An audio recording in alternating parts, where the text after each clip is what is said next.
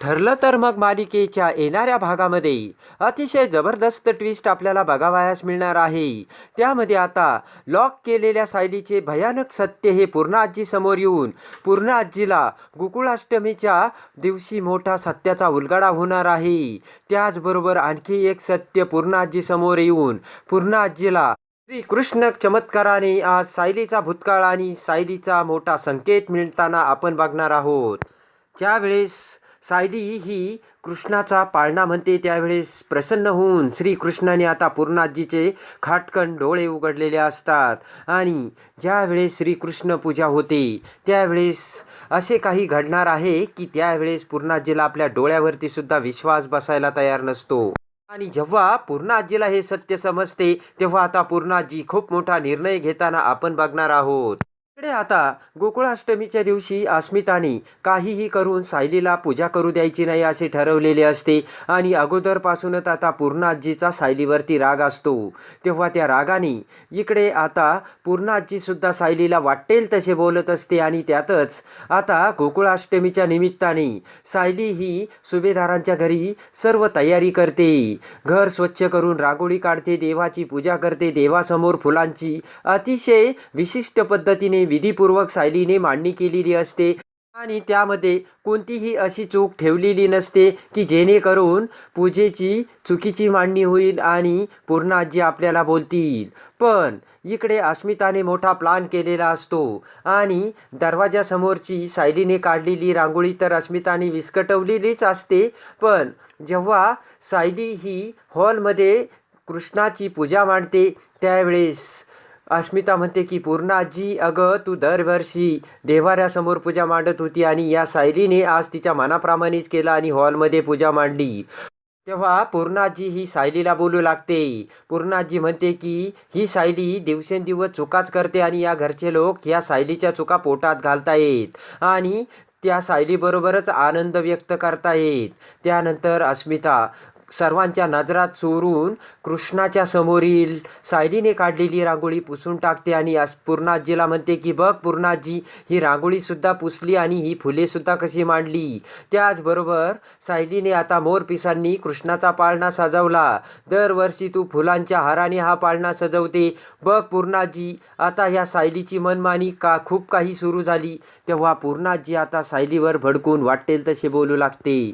तेव्हा कल्पनाला ते सहन होत नाही आणि सहनशीलतेचा अंत होऊन हाताला धरून कल्पनाने सायलीला खोलीमध्ये बंद केलेले असते आणि रागाचा खूप मोठा पवित्रा घेतलेला असतो. तेव्हा अर्जुन हा सायलीला तिथे थांबवण्यासाठी कल्पनाला बोलू लागतो आणि मध्ये पडू लागतो. पण कल्पनाने अर्जुनचे तोंड बंद केलेले असते आणि म्हणते की हा माझा आणि सायलीचा प्रश्न आहे, यामध्ये कुणीही यायचं नाहीये. कल्पना म्हणते की आता तुम्ही पूजा करा पूर्णाजी, तुमच्या पूजेमध्ये कोणतेही विघ्न येणार नाही. त्याच वेळेस पूर्णाजीच्या डोळ्यासमोर प्रतिमाच्या बोलण्याचा भास होतो. प्रतिमा पूर्णाजीला म्हणते की कशी वागतेस तू आज पूजेच्या दिवशी पूर्णाजी, असं वागणं तुला शोभतं का? तू सायलीसोबत का वागली आणि कल्पनालाही असं का वागायला लावली? तू खूप बदललीस आणि आज गोकुळाष्टमीच्या दिवशी तुझ्या घरी असे वादविवाद झालेले तुला चालतात का? प्रतिमाच्या या बोलण्याने पूर्णाजीच्या मनावरती भुरळ चढून पूर्णाजीला खूप वाईट वाटते. तेव्हा पूर्णाजी विचार करते की ज्या ज्या वेळेस सायलीला आपण बोलू लागतो, काहीतरी वाईट वागणूक देतो, त्या त्यावेळी मला प्रतिमाचा दृष्टांत का होतो आणि आज सायलीसोबतच्या अशा वागण्याने कल्पनाने तर कहरच केला.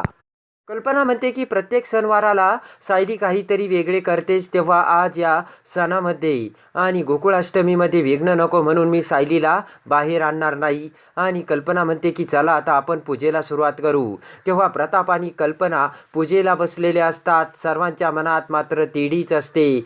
गुरुजी हे विधीपूर्वक गोकुळाष्टमीची पूजेची तयारी सुरू करून पूजा करतात आणि सर्व पूजा झाल्यानंतर विधी करून गुरुजी हे म्हणतात की आता श्रीकृष्णाचा जन्म होणार आहे, तेव्हा श्रीकृष्णाच्या पाळणा म्हणा. पण मात्र कुणालाही पाळणा येत नसतो. पूर्णाजी म्हणते की मला तर हे येत नाही बाबा. तेव्हा कल्पना म्हणते की माझ्यासुद्धा लक्षात नाही. अस्मिता म्हणते की मला तर पाळणा म्हणताच येणार नाही. त्याचबरोबर आता श्रीकृष्णाच्या जन्माची वेळ निघून जाईल असे गुरुजी भीती घालतात. तेव्हा आता पाळणा कोण म्हणणार असा प्रश्न सर्वांच्या समोर उभा राहिलेला असतो. तेव्हा आता सायलीशिवाय कोणीच पाळणा म्हणू शकणार नाही हे सर्वांच्या लक्षात येते. तेव्हा नाविलाजाने पूर्णाजी कल्पनाला म्हणते की जा तुझ्या सुनेला खाली बोलावून आण.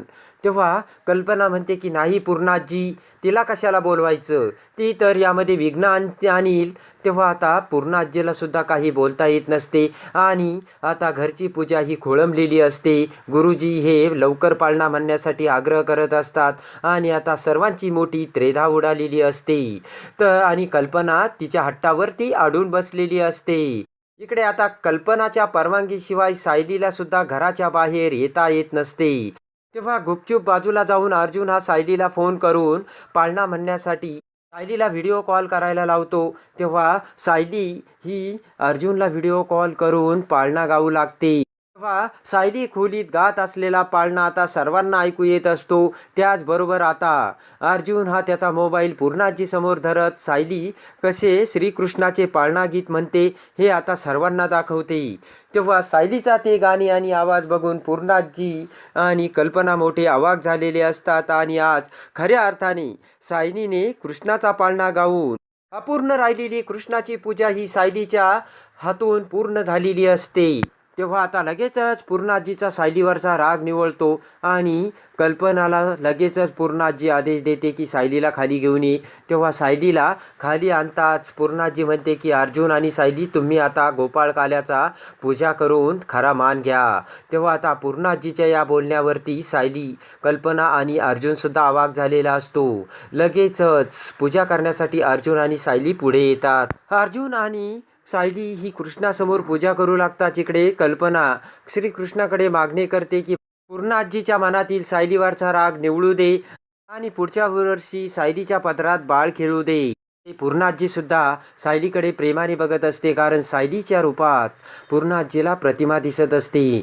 जेव्हा जेव्हा आपण सायलीवर रागवतो तेव्हा तेव्हा आपल्याला खरंच प्रतिमा आठवून प्रतिमा आपल्याकडे आल्याचा भास होतो. इकडे कल्पना आता सायलीला म्हणते की अर्जुनच्या हाताला हात लावा आणि तुझ्या मनातील मागणी आज तू कृष्णांकडे माग. तेव्हा कल्पना म्हणते की काय मागणार, तर मला पुढच्या वर्षी नातवाचं तोंड बघायचं आहे बरं का सायली. तेव्हा सायलीसुद्धा डोळे मिटून प्रेमाने आपले मागणे कृष्णाकडे मागते आणि प्रेमाने पुन्हा अर्जुनकडे बघते. इकडे आता कृष्णाची भक्तिभावाने पूजा केल्यानंतर इकडे कृष्णाने सुद्धा सायलीच्या हाताने त्याची पूजा करून घेतलेली असते आणि कृष्णाने आता सायलीला खूप मोठा आशीर्वाद दिलेला असतो आणि 1 वर्षाचे अर्जुन सायलीचे हे कॉन्ट्रॅक्ट मॅरेज आता श्रीकृष्ण 7 जन्म दोघांना एकत्र आणून कॉन्ट्रॅक्ट मॅरेजचे रूपांतर खऱ्या नवरा बायकोत करणार असतात. इकडे पूर्णाजी विचार करते की देवाची भक्ती, देवाची पूजा या सगळ्या गोष्टी या सायलीला अगदीच विधीपूर्वक माहीत आहे.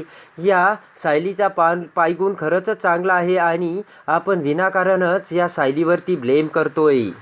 तेव्हा आता पूर्णाजीचे मतसुद्धा हळूहळू सायलीबद्दल बदलायला लागलेले असते. या सायलीबरोबर आपण जरा जरी वाईट वागलो तरी लगेच आपल्याला प्रतिमा आपल्यासमोर उभी राहते आणि आपल्याला अक्कल शिकवते. नक्कीच हिचा आणि प्रतिमाचा काहीतरी संबंध आहे. या भयानक सत्याचा आता पूर्णाजी समोर उलगडा होतो. आता इकडे पूजा झाल्यानंतर सायली ही तबकातील फुले श्रीकृष्णासमोर वाहते आणि आता सायलीने बनवलेला प्रसाद सायली ही सर्वांना देण्यासाठी खाली वागते आणि तो प्रसाद घेऊ लागते. त्याचबरोबर सायलीच्या टाचा पाठीमागून उंचावल्या जातात आणि पूर्णाजीचे लक्ष त्या टाचाकडे जाऊन पूर्णाजीला मोठा धक्का बसतो.